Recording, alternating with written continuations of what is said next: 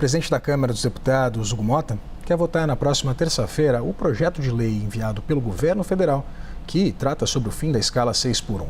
A estratégia dos deputados visa aprovar esse texto em regime de urgência para enviar um recado com prazo para o Senado.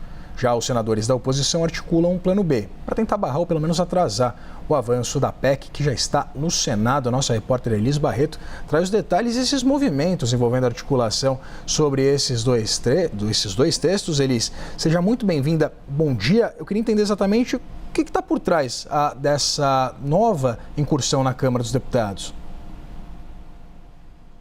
Bom dia para você, Vitor, e para todos que nos acompanham. Bons aliados do governo apostam justamente na aprovação desse projeto de lei para reforçar a cobrança do avanço da PEC da 6x1 no Senado Federal.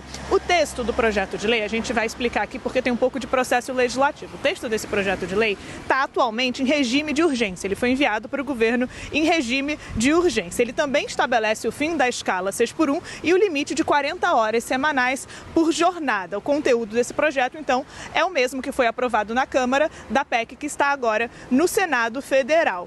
Bom, a questão é justamente esse regime de urgência, porque esse projeto foi apresentado no dia 14 de abril e o prazo para ele ser votado, devido a esse regime de urgência constitucional, era até o final de maio. E como ele não foi votado, o plenário da Câmara dos Deputados agora só está autorizado a deliberar PECs, PDLs, que são projetos de decretos legislativos, e requerimentos de urgência até que esse texto do governo seja votado. Então, esse PL está travando a pauta da Câmara dos Deputados. Por isso, então, o presidente Hugo Mota marcou para terça-feira a votação desse projeto, mirando justamente conseguir destravar a pauta do plenário da Câmara dos Deputados. Mota tentou convencer o governo a retirar essa urgência constitucional, mas não teve sucesso porque o governo quer justamente usar esse PL para pressionar a votação da PEC no Senado Federal, porque caso esse projeto de lei avance na Câmara, ele vai para o Senado Federal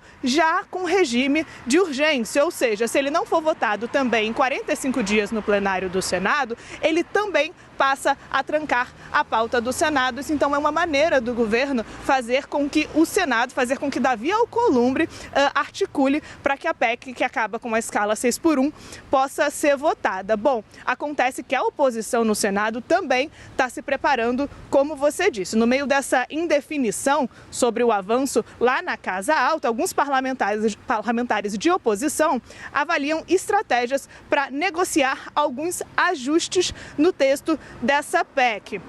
A gente lembra que essa proposta de emenda à Constituição, que foi aprovada pela Câmara, ainda não recebeu um encaminhamento por parte de Davi Alcolumbre, ou seja, ele não mandou que a PEC fosse enviada para a CCJ ou para qualquer outra comissão. Ainda falta uma decisão da mesa do Senado Federal. Então, a oposição ainda não definiu uma estratégia no Senado, mas tanto o governo quanto a oposição nas duas casas, então, estão ali trabalhando por essa questão da escala 6x1, Vitor. Certo, Elis, muito obrigado pelas suas informações. Elis Barreto falando ao vivo de Brasília.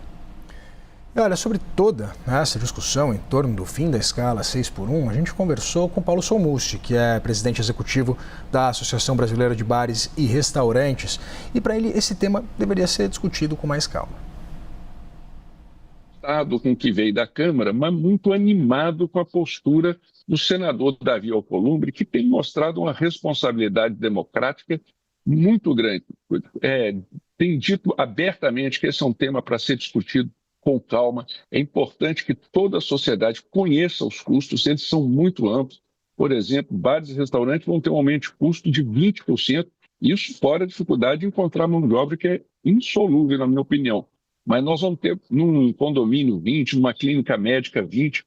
Então, nós estamos tratando de um assunto muito grave, com um olhar para a eleição que diz respeito aos interesses do cidadão, na minha opinião.